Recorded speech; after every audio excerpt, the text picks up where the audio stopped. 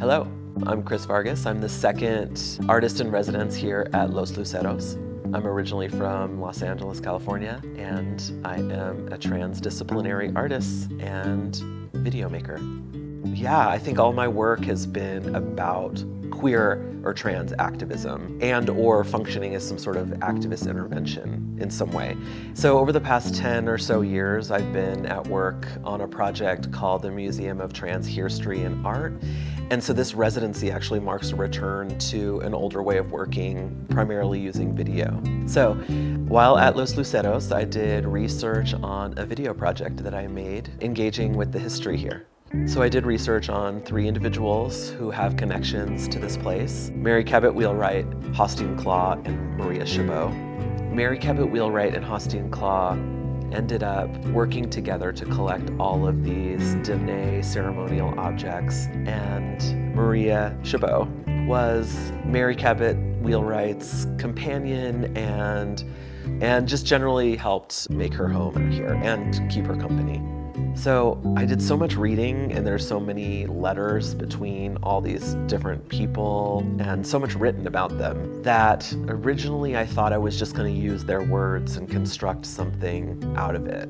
But then I realized what seems to be the kind of mode of communication between so many people of this era is letter writing. I decided I was going to write a letter to these 3 people and use my own voice, engaging with their biography and asking them the questions that I have for them from my point in history to their point in history.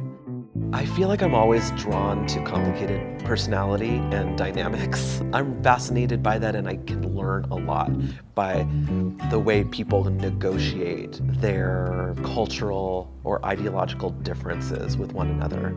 And on the surface, I'm looking at these 3 characters, and sure, like we could say that they're part of queer or LGBTQ identity, but it's more complicated than that because they're existing in a time and place where they wouldn't have necessarily had access or described themselves in contemporary terms that we would understand.